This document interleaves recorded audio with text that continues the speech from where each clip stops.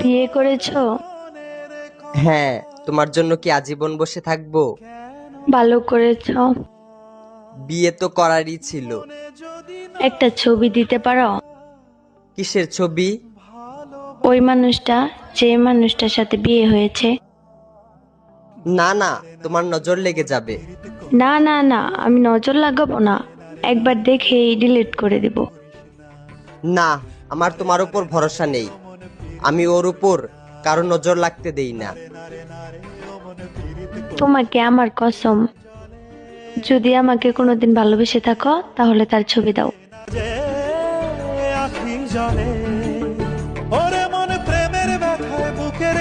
এইটা তো আমার ছবি। তোমার পর আমার জীবনে আর ভালোবাসাই আসে নাই। তারপরও মুখে এত হাসি নিয়ে ঘুরো।